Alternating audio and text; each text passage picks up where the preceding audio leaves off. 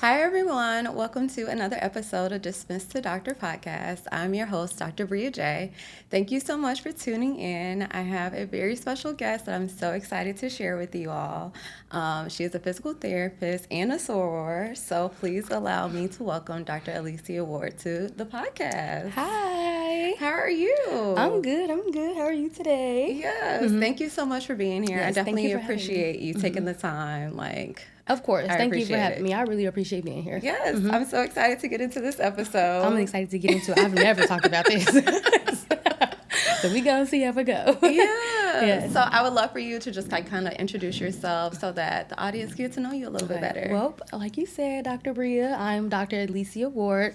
I just graduated this past May, actually, with my doctor in physical therapy. Yes. Go Cardinals. And I got my undergrad degree at Ball State University in exercise science with the focus in physical therapy. Okay. And now I'm currently working part-time, and I'm just studying for boards. I take those in October. So, How are you that's feeling what I'm about boards? I know they're a beast. I've heard the horror stories. I'm nervous, but I think I'll be prepared. Like, I didn't want to graduate and then take my boards and then go right into it. I wanted to I've been in school all my life. I just wanted to slow up a little bit and kind of just take my time, kind of enjoy the summer a little bit. But now I'm back at it. I have a strict study schedule because I'm working part-time. I have a tutor. And we love that. Yes, I have a tutor. And everybody uses Final Frontier. So that's what I've been using. Yes, they are a really great resource. So I'm just staying strict on my schedule, and I think that's helping me. Okay, I love that. Thank I you. feel like you have to have a really good schedule when you're studying for the board exam. And I didn't really understand how my classmates were working. Like, a lot of people work full time, and I'm like, I absolutely was not gonna do that. Because I feel like I was studying full time in order to prepare for it. So I feel like, taking a part-time role is better because it's just it gives you that time. It's like, okay, I get to make a little bit of money, and then I get to actually put some time. Right, and my priority are the boards. So the money right now is I'll be okay with that. My priority is studying. If it doesn't fit with my schedule, then I can't work that shift. Or I'm not working those hours because my priority is my board. So it definitely is. It gives you a little flexibility and a little more leeway to stay focused on the exam. So that's what I've been doing. Yes. But I would love for us to just kind of go back to the beginning. What made you go into physical therapy? Funny enough, I was going to go into criminal justice. Oh, okay. Yes, I wanted to go into criminal justice, and I wanted to be a police officer, girl. And this was all the way up until my senior year of high school. Okay. And me and my best friend took an anatomy class together, and I absolutely loved this class. I could not believe it. I was like, I love anatomy. It was the first time that my school was offering it, and so I got my hands on it. We did a lot of dissecting. It was so fun, and it just clicked. It came to me, and I was like, what can I do with this? Yeah. And so I started doing my research, and Black girl growing up south side of Chicago, single parent household, first generation student, you don't know about physical therapy, you know? And so I just did my own research, and I started from the bottom. Like, how am I gonna, get this degree? I did not know it was a doctorate degree. I thought I was gonna go to college and be a physical therapist and After be done. you got your bachelor's. Yes, girl. And so declared my major at freshman orientation at Ball State University, exercise science. Okay. Pre-physical therapy just means taking prerequisites to get into school. And that's where I started from there. And I was taking the exercise science classes, and I loved it. I was like, this is what I want to do. And I ended up meeting with my academic advisor. She's beautiful. I love her. She's the best. She was like, girl, this is a doctorate degree. You just don't go and be a physical therapist. I'm like, what? I did not know anything about this. So I literally started from the bottom. She helped me find places to do shadowing in different areas, outpatient clinic. I got the shadow with the sports clinic on my campus. And so I was just really finding ways to immerse myself in this career to see what area I want to work in, what I really want to do. And so that's where it started from. It started from taking that anatomy class, doing my own research, and going from there. And so I was like, physical therapy, that's what I want to do. I want to do physical therapy. I don't know what it is. I don't know how I'm going to get there, but that's what I want to do. And that's how it started. How was that experience getting those hours? It was fun. Of course, I've always been the only Black woman in the room. Yeah. But it just made me stand out more. I asked a lot of questions. Yeah. I didn't know what a joint mobile was at that time. I don't know what that is. I didn't know what that was. So it was just so funny, like, thinking about that. Like, you asking me that now, I'm thinking back years, like, wow, that's what that was. Yeah. So the experience, it was fun. I got to become a teaching assistant for one of my exercise science classes. So I was really making sure I immersed myself into making sure I get into PT school. I also studied abroad. I went to Costa Rica for a summer, and I studied physical therapy there. Yes. I was just doing any and everything to just immerse myself in physical therapy, like because I was dedicated to it. Like, that's what I felt I needed to do. So it was fun, but it was hard. I don't like chemistry, you know. Physics was hard, biology, the labs, you're in there for 4 hours, sometimes 5, because you and your lab partner can't figure it out. Girl. But it was, undergrad was hard, especially if you're like a health major. It really is hard. So, but it was fun. It was worth my while. And then how long was the Costa Rica abroad? That is so different. Yes. Yeah, I did it for a summer. So I lived out there for the whole summer in 2019. And 2 years ago, I just went back to this like same area to work with physical therapists. Okay. So Costa Rica, that was my first time ever going out the country. It was just really like a life-changing trip for me. Yeah. Just being over there in those conditions. I had a homestay. I had they call them a host mom. So I had a host family. I got to walk to class, meet other people from around the U.S. who were studying abroad. Got to immerse myself in those physical therapy courses, which was really fun because over there it's different. It's a little different. Yeah. Like, they don't have the resources that we have. Yeah. Like, gait belts are just robe, those little things that you tie around robes. So just being able to kind of figure it out from there, it makes you be more appreciative. Yep, when you improvise, coming back to the U.S. where we have those resources. So it was really, really fun. It was definitely an eye-opening trip, and then it was a full circle moment when I got to go back during physical therapy school. Yeah. So it was beautiful. Was it like through your program? It was something that I put together. Okay. My program required us to do this huge research project. Yeah. And I decided, you know, what better way to do something than what I love. I love to travel. And I ended up doing my research of how studying abroad or immersing yourself in a different culture enhances your skills as a student. And I recruited like 2 of my other peers, and we went to Costa Rica together. Oh, wow. Yeah. So you were able to do that for an assignment in school. I love that. Girl, for you. It was fun. I passed, and I got to present on it to the first years at my school, and a lot of people reached out to me because they want to also continue doing it. Yeah. So it was fun. And I feel like more schools need to do stuff like that, because like the reason why I chose my school was because we did a medical mission trip to Ecuador, and I absolutely loved it. I love doing stuff like that because it teaches, like, to your point, like, it teaches you how other cultures and traditions are and kind of like how they do things over there. And it also teaches you how to improvise. Like, they may not have this, but you still have to get this done. So, like, how are we going to make this look, how are we going to make this work for them when we leave? Because obviously we can come with gait belts, but it's like, if they don't have this, like, what does that look like for them? Exactly. You know? So, like, I love those opportunities just to be able to emerge in their culture and just, like, see how they are and see kind of, like, you know, what their food is, like, what, you know, it's just like such an amazing experience. And I feel like that makes such a difference when, like, working with patients.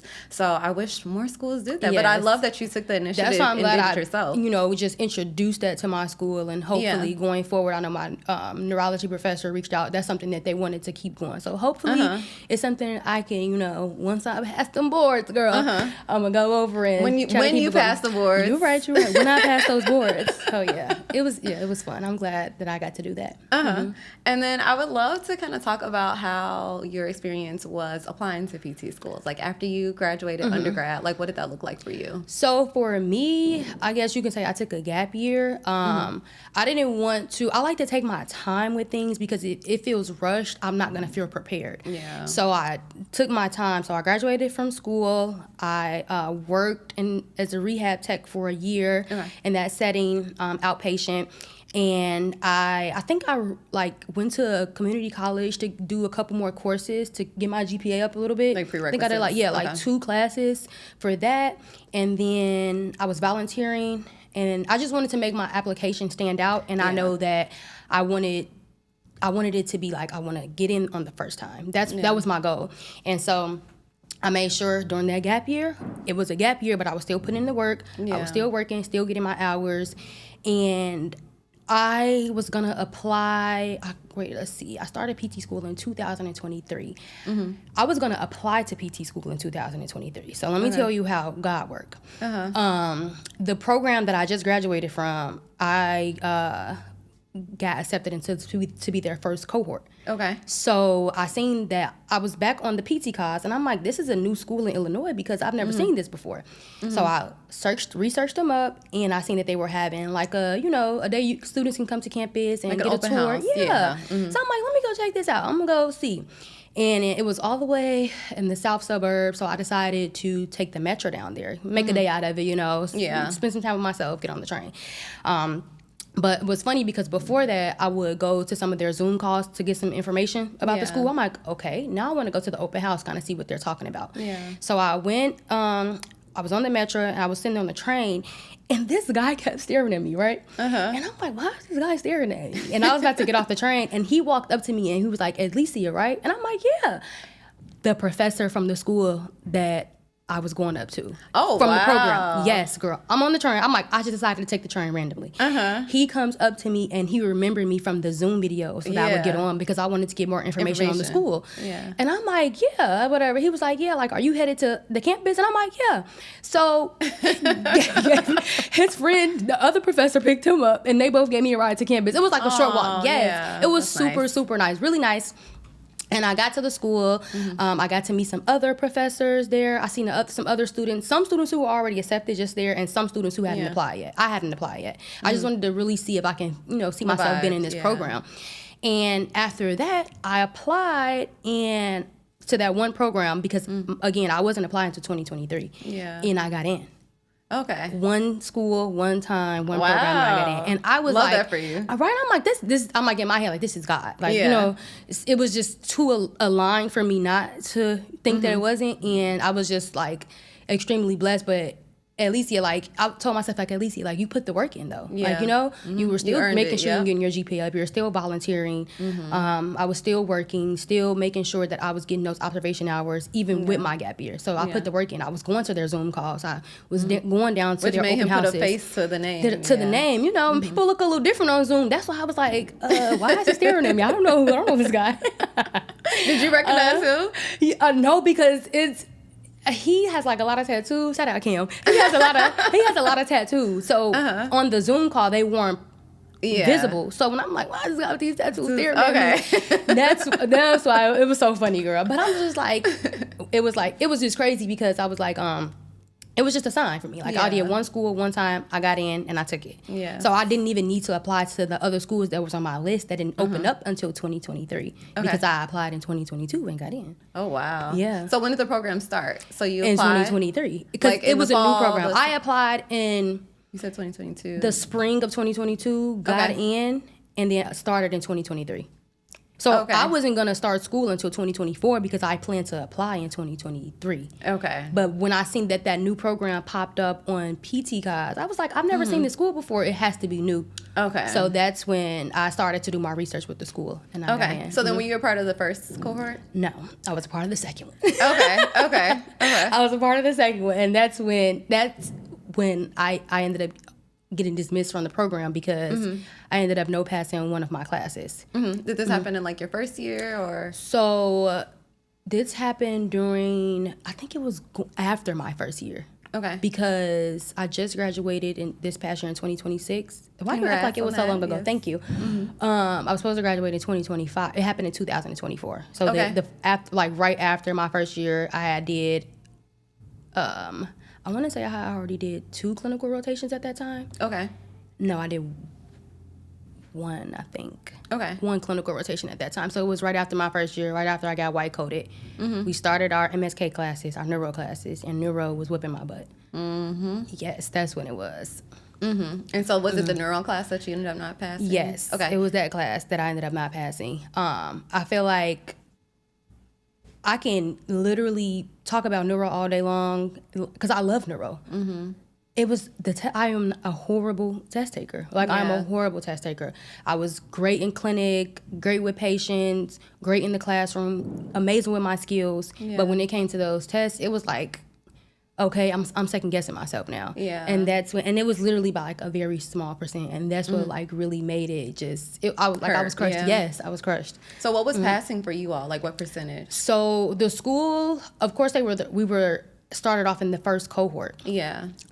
So at first I think it was like 80%. Okay. And then they were like testing things out, and then went down to like 75, 75%, I believe, 75 or 74, one of those. They was in the high 70s. And so that's what it was. I think I ended up getting like a 71 or 72% in the class, and I got the email. When grades came out. Okay. So then what was that process like for you? Because I know sometimes they offer like an appeal. Yeah. And then you go through the whole thing. So, but it sounds like they just sent you like an email. Did they have a conversation with you before? Or like how did that look? So I think for me, after I got done taking that last exam, I want to say, because you can't sit for final exams if you don't pass the class. Like you I see. So I didn't even get to my final exams. So ended up doing my final skill checks, getting all my assignments done, and I took my final exams for like all of my classes. And once I seen the score I had got on that last test, I was just like, I was like, that's it. And I ended up like walking out of the test room, and like across over there was like a meeting room, and I seen the program director, and she just like empathized with me, and she was just telling me like what my next steps were. Like I just so happened to see her there, and she empathized with me and was just telling me what my next steps were, and I got the email of everything she was explaining, and so I did my appeal.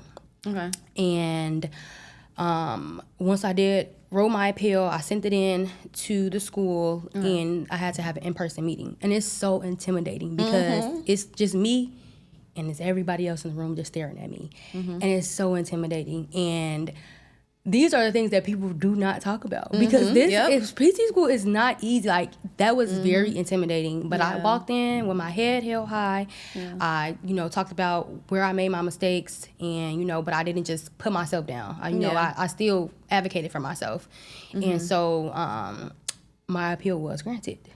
So was it like a vote? Did they have to vote on it, or how do you know what the process is like? I think so. Okay. But it wasn't something that I was privy of. Okay. So I think it was a vote. My appeal did get granted, by the grace of God, because in my head I'm like, this is it. This is the one school I did. In my head, this is one time. Yeah. I don't want to start over again. Some people had to start over. Like that's a lot, because school is a long time. And so it's a process. My appeal got granted, and I just looked at that like as a second chance, and I worked my butt off. Do you remember any of like the questions they asked you during that process? It was like, where do you feel like you fell short at, I believe. How do you see yourself preparing for this same class again that you have to look at? How do you see yourself adjusting to a new cohort? How do you see yourself reaching out for help? Because, it's hard to ask for help sometimes. It's intimidating, like, how are you going to change your study habits? Because clearly the first ones, weren't working with those type of things. And that was, in the moment, they're like kind of tough questions, because how am I going to do this? What can I do different? And I think one of my biggest things that I battled with was asking for help. I want to feel like I got it on my own. I want to feel like I got this. Like I don't need anyone's help. Like, or in my head, like, Edlecia, like, you should know this. Like, this is easy. You know what I'm saying? Like, you should know these type of things when it comes to neuro. These are the basis of it. And so it was hard for me to ask for help. And I think that's where I kind of really fell short with myself. And that's when I started to like make tiny, small mistakes on the test, because again, it was only by a small percentage. And that's so crazy that you say that, because like when I like shared my story, I'm like, I decided to ask for help, but it was too late by the time I asked. And that was something that I'm like always preaching to people. I'm like, if you feel like you need a tutor, get a tutor. If you like, ask for help early and put in the effort early. It wasn't like I wasn't putting in the effort. It was just like I didn't ask for a tutor. And to your point, like my school was also newer at the time. So I'm like, I didn't really know if we had tutors, but it was just like I could have always asked. And it was just like one of those things where I was just more so embarrassed to ask, because I felt like no one else. I'm like, am I the only one struggling? Like you don't really know. That's what I'm saying. And so it's just, I always tell people, I'm like, don't be afraid to ask for help, because like you don't want to be put in these situations and then it doesn't get approved, or they don't approve of it, and then you got to figure life out again, because things like that, it happens. And why, I don't understand, like, why are we embarrassed to ask for help? I don't know. Like, that is so funny that you say that, because that's exactly how I felt. I felt embarrassed to ask a school that I'm paying to be at, you know, with professors who are being paid to help me. I'm scared to ask this person for help. So I don't know what type of fear that was. Like, I had to pray that up out of me because that's how I made it. Going into office hours every single day. Like, I didn't have any obligations. I wasn't working. Just, it was me, God, and class. And that's what I did. So I love that. So when you say ask for help, that's really the biggest thing. Like, don't be afraid to ask for help. That's one thing that I definitely took away, like, from that process, that whole entire appeal process, because it was intimidating. Yeah. And then how did you feel just, like, answering the questions? Because, girl, I couldn't hold it together. I literally started crying in my appeal. Really? Yes. Because, like, for my appeal, they made me read my letter in front of them. And then, like, I didn't go into it, which is why whenever any students reach out to me, I always tell them, you need to be prepared before you go in it. Because I didn't know. I didn't know how it was going to be. This was the first time me doing it. Like, I didn't know. That sounds emotional. Yes. I didn't know that they were going to be, like, interrogating me. I thought that I wrote the letter. They were just going to ask me, like, little questions. But, like, no. They were like, what's your plan? What's next? And I had nothing prepared. Wow. And then, like, they made me read my letter first, so I'm, like, crying. Like, it was so emotional. It was terrible. It was really bad. That sounds crazy. No, I didn't have to read my letter. Thank God. I'm sure that they read mine. Oh my gosh. Because that's what I figured. Like, when I submitted the letter, I'm like, oh, they're for sure gonna read it like on their own, and then they're probably gonna ask me, like, follow-up questions, which I expected that. But, like, the in-depth questions that they were asking me, I, like, was not prepared for at all. And then I just was, like, very emotional, so it was just, like, really hard. So, like, whenever people reach out to me, I'm always like, you know, try to control your emotions, because like, it's a very humbling, that was probably the most humbling experience of my life. I remember, like, when I first, like, found out and I seen my program director, like, I was just bawling. I was bawling, and she was extremely empathetic. Like, she even shared a couple tears with me, because I was just so devastated. Like, this is only a few percentage. Like, I was so devastated. And then, you know, after we talked through the appeal process and how that would look, I just picked my head up. You know, I always look at the glass half full versus half empty. I always try to be optimistic, but it was so hard to be like that. It was so hard. And so I just prayed, and I'm like, okay, what are you going to do during this time? Because you have to wait until next year to go back with the next cohort. So I just looked at, like, okay, Edlecia, you can work, you can save some more money while, you know, before you start, continue to just stay sharp, study, like, and I really just stayed optimistic, but it was just so intimidating. It's a horrible feeling to feel like something you worked so hard for, it's in that moment it feels like it's out of your reach. It like, isn't someone else's especially someone who's used to having things aligned, having things in control. It's not your plan, it's God's. I swear. And I do. That's why I take, when things don't go my way, this is just God redirecting me. I will be okay. Oh my God, you know? Don't steal my words. Period. I would be okay. Like, that's how I feel. That is literally what I say all the time. Man, like, that's how I feel now. Because I'm just getting older. It's like a lot of things are not going to go your way. And that's okay, you know? And that's okay. And that's so funny that you say that, because I, like, use the redirection word all the time. Because I'm just like, you know, life is all about failures. And to me, I stopped asking myself, like, why has this happened to me? And started asking myself, like, okay, what is the lesson that you want me to learn in this season? And I was listening to a sermon, and she was talking about redirection and the power in the redirection. I was like, you know what? I'm going to start saying that. Like, I was redirected in this season, and it taught me this, and that made me a better clinician. It made me a better person. It allowed me to evolve and grow. So it's just like, you know, I am very grateful for what I went through, because it allows me to sit here with you. It allows me to work where I work. You know, it just has afforded me so many opportunities. So I'm very grateful for the experience. But it was tough. Girl.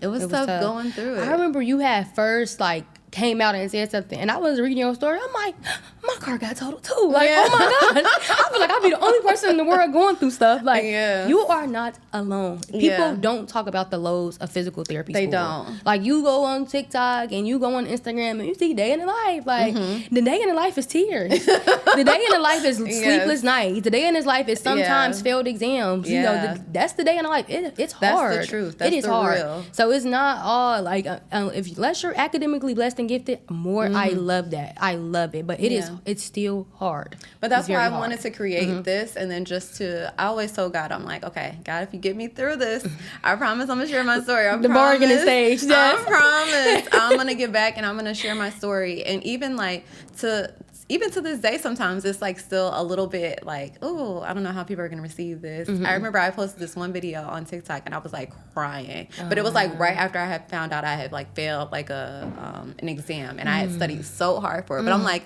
this is the real, like this is like how it is. This is how I really feel. Like this is a true emotion. But I'm like, dang, now I'm crying on social media. But it's just like, you know, sometimes people need to see it. We do. And sometimes you don't have time to cry because you got to worry about the next exam. And that was it. And I was like, I allowed myself, and I always do this. I allowed myself that moment to have those emotions. And then like after I set my timer and that time is up, it's like, okay, I got to think of what's next, because I can't sit in this for too long. Cannot. Like I can't sit in this. Because the longer you sit in it, the harder it is for you to get out. Yes. You have to keep moving. And that's the beauty I always say about life. Life is going to keep going whether you're writing or not. Yeah. So you can either choose to cry in the rain or dance in the storm, because that's just what it is. Yeah. That's literally, I wipe my tears and I'm like, it's time for you to start writing your appeal. It's like, what are you going to do? That's what I told myself, literally. Yeah. So how did you feel like writing the appeal? Like, did it take you a while to write it? Did you have like an outline? Like, how did that process look for you? Or you just kind of did it from the heart? I really did do it from the heart. Like, I did it from the heart because it was the truth. Like,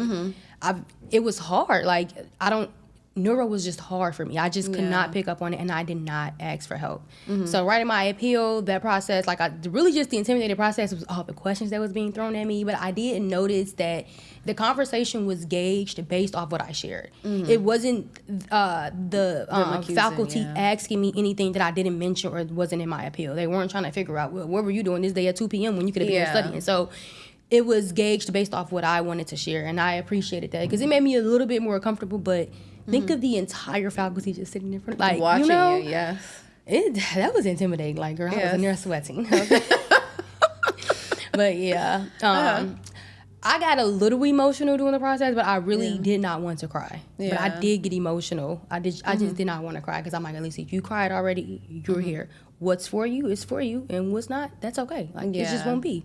And so we just got in that like acceptance stage. But you know, but God. Yes. Because I finished, of course, but it's hard. Like, physical therapy school is hard. It is. Like I said, I didn't know it was a doctorate degree. I was just, that's what I wanted to do. That's what I was passionate about. And so people, oh, you're getting your doctorate. Like, that sounds good. Like, that sounds good.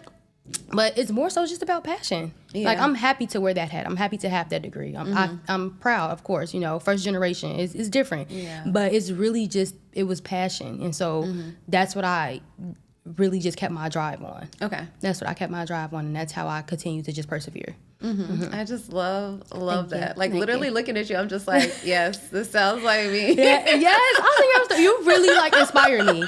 I was just like, this is beautiful this is a beautiful story to tell. Because it's like, it's nice when you hear it, and that's why I have this. It's nice when you hear like other people's experiences because it makes you not feel so alone. Because girl, I was down. I was down real bad. So it's nice that like, okay, we can look back on that, reflect on it, and be like, okay, now if you're going through this is what you can do now. So I love that you are just being open right now to even share it. So thank you. This is my first time sharing. Only my close friends and family know. Like, so I appreciate it. I appreciate you for sharing your story because like it made me feel like, Edlecia, you have to keep going. When you I'm like, when you I was like, wow, you would have never thought. That's why I tell everybody, like, social media is a facade, it's not real. But you would have never thought, and you did it so gracefully, you did it so beautifully. So like, thank you for giving me this space because this is my first time telling my story. Like, nobody knew. They don't know now, I guess, but nobody knew. I just kept going. And it be like that sometimes. Like, literally, I felt like a lot of my family, like, you know, like my immediate family, like, knew. But like outside of that, people just thought I was like doing clinicals, and I'm like, no, sweetie, I'm actually not. I'm not, but I'm not gonna correct you because you know it's just like when you bring it back up, it just brings back those feelings, more emotions, and then you have to dive into it because they're gonna start asking questions. It takes mental capacity. Yes, so to even bring it to my family was hard because I still was sitting in it with myself. So that was hard too, and really overall embarrassing. It was embarrassing. But my support system was, you know, like, they were like, girl, like, you're getting a very, you know, high degree. One of the highest degrees. It's not supposed to be easy. And so, you know, just realign yourself.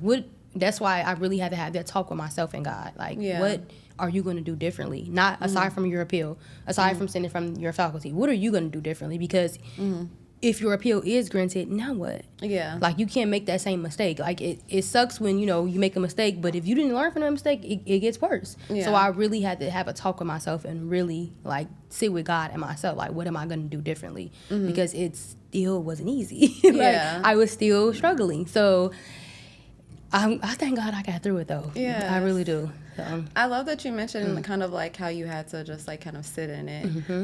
When you came back, what do you feel like was kind of the difference? For me, it was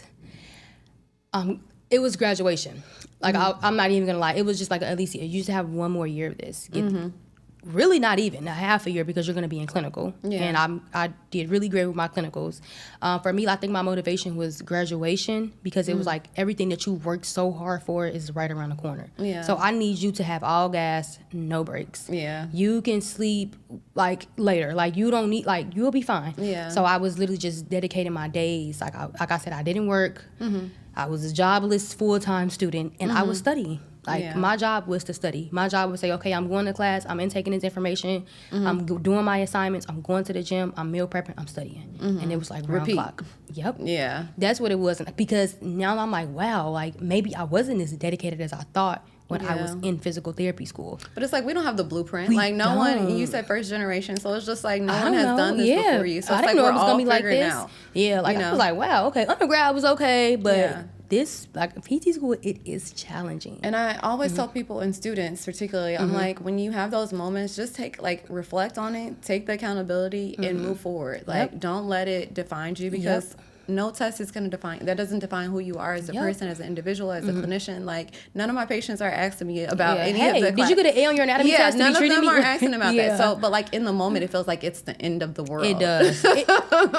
Because, like, like, I'm in this moment right now. It really, really does. And so, of course, in hindsight, it's always 20/20. Yes. But in the moment, it's hard. It's difficult. And so, like I said, I was just all gas, no breaks. And I just had to keep going. I'm like, that's my motivation. You have one more year of this, and everything that you worked so hard for is going to be right there. So just keep going. Like, you got a second chance. Yeah. This was that one school, one time, and I just kept, I prayed. Like, I just kept asking God for that direction and that guidance, because that's what it was. Just, I feel like I was praying, fasting, and just working, studying. Like, my Gucci bag's just getting bigger and bigger. Like, for real. I was like, I'm not getting no sleep. I didn't get no sleep. So, because even if you have class in the morning from 8 to whatever, you still have to need the rest of the day to study. Yeah. So it was just exam every week, skills checks every week, assignments due. So it was hard. It's very challenging. I did want to ask you, like, how did you feel like you integrated into your new cohort?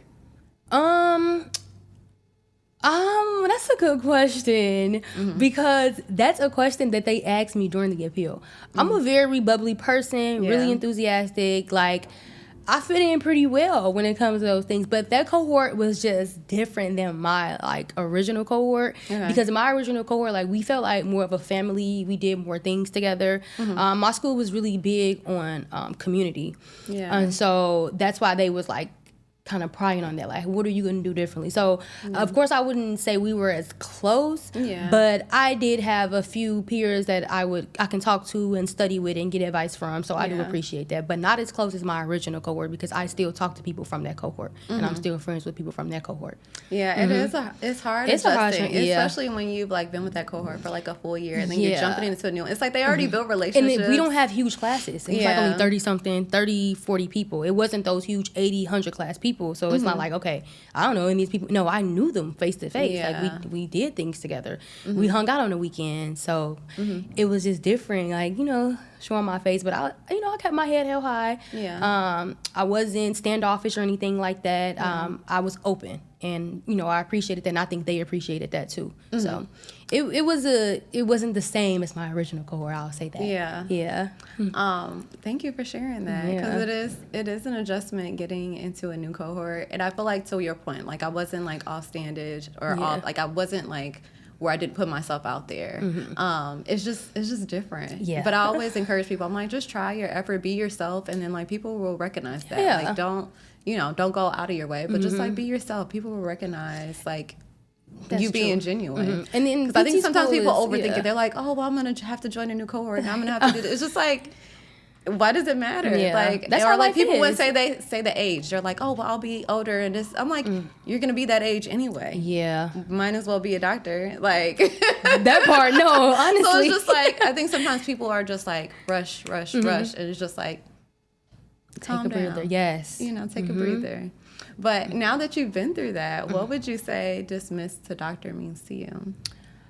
Now that I've been through that whole entire process, for me, I think dismissed to doctor, it just means that you're capable. Like, because the words are dismissed to doctor, like you're capable of still going. It's okay. Like, you're still gonna fail. You're gonna become a doctor. You're gonna go into the clinic. You're not gonna know everything. Yeah. So you're capable. I think for me, like, I just had to really talk. Like, I don't talk to myself positive enough on some days, and I think for me, I had to really like tell Edlecia, you're capable. Yeah. Edlecia, you are going to be fine. Like, you're capable. So even though you were dismissed, you still become a doctor. And I think I think I would say, like, you're capable. Like, don't allow these failures to keep you from seeing what God has in store for you. Because if you sit back in those failures, you're not going to realize what God was trying to do all along. And so now, like I say, in hindsight, it's always 20/20. And like, I just thank God every single day because I'm living in my answered prayers. And it's just amazing to be able to share my story. Isn't that so beautiful? Yeah. Like how like we worked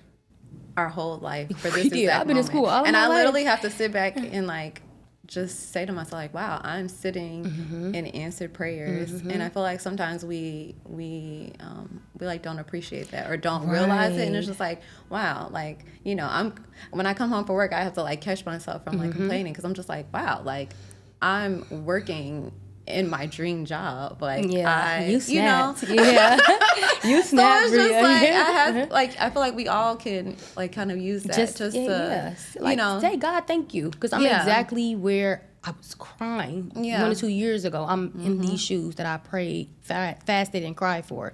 So I just thank God. Like, literally, I just thank God.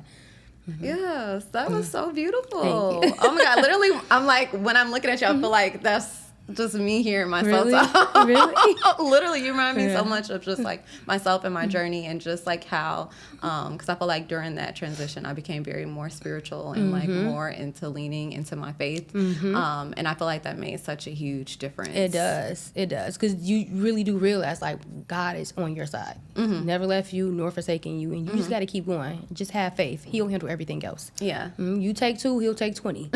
Literally. So I just, like I said, I just kept going. Yeah. And on those days where I didn't want to keep going, I just kept going, because, you know, it's like you have no choice. Just keep going. It'll work out. God will align you. You will soon enough see. I just had to keep talking to myself in those ways to keep going. But like I said, it's hard. Yeah. But as we wrap up, I would love for you to share with the followers and the listeners where they can find you. Yes. Everyone can find me on Instagram. I think my name is the same. It's Edlecia, Edlecia, and then 2 extra A's. That's on everything, like TikTok, I think Twitter, Instagram. It's the same. It's and I'll be sure to link it. But just thank you so much. Thank you for having me. Here. Yes, I really do appreciate that. That was you. beautiful. Thank you. Thank you. So thank you everyone for tuning in to this episode of Dismissed to Doctor. I'll be sure to have the Dr. Edlecia's information in the bio so that you all can follow her, send her any messages that you all may have in regards to her journey.